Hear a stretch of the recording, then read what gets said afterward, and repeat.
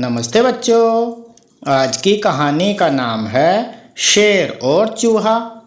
इस कहानी को सभी बच्चों को ध्यानपूर्वक सुनना है। कहानी के उपरांत इसे अपने शब्दों में औरों को भी सुनाना है। तो आइए शुरू करते हैं। शेर और चूहा। एक बार की बात है, किसी जंगल में एक चूहा रहता था। एक दिन जब वो अपने बिल की तरफ लौट रहा था तो उसने एक गुफा में एक शेर को आराम करते देखा। शेर को मजे में सोते हुए देखकर चूहे के मन में शरारत सूझी। चूहा शेर की गुफा में जा घुसा और शेर के ऊपर चढ़ गया। वह शेर के ऊपर खूब उछल कूद करने लगा और उसके बाल खींचने लगा। चूहे की शरारतों से शेर की नींद खुल गई और उसने चूहे को अपने नुकीले पंजों में दबोच लिया। चूहे ने जब शेर के पंजे में खुद को पाया तो वो समझ चुका था कि शेर के गुस्से से अब उसे कोई नहीं बचा सकता और आज उसकी मौत तय है। चूहा बुरी तरह डर गया और रो रो कर शेर से विनती करने लगा कि शेर जी, मुझे मत मारो, मुझसे भूल हो गई, मुझे जाने दो।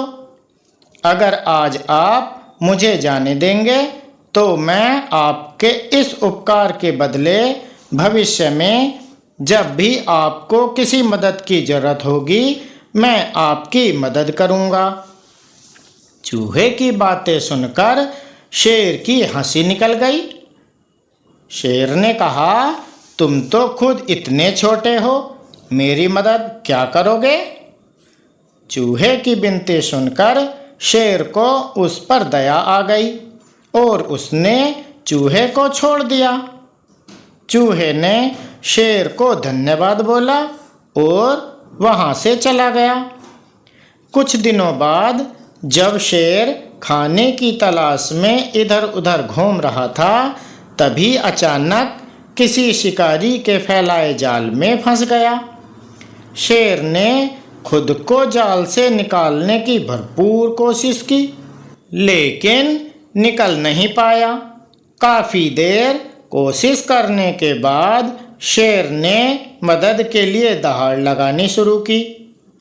उसी वक्त वो चूहा उधर से गुजर रहा था कि उसने शेर के दहाड़ने की आवाज़ सुनी।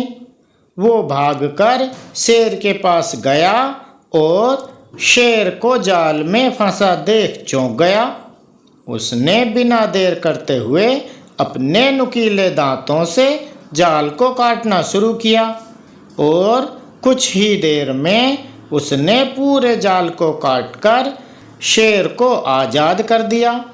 चूहे की इस मदद से शेर की आंखें भर आईं और नम आँखों से शेर ने चूहे को धन्यवाद किया और दोनों वहाँ से चले गए। फिर शेर और चूहा अच्छे दोस्त बन गए। तो बच्चों, इस कहानी से क्या सीख मिलती है? इस कहानी से बच्चों हमें सीख मिलती है कि हमें सिर्फ शरीर के आधार पर किसी इंसान को छोटा या बड़ा नहीं समझना चाहिए।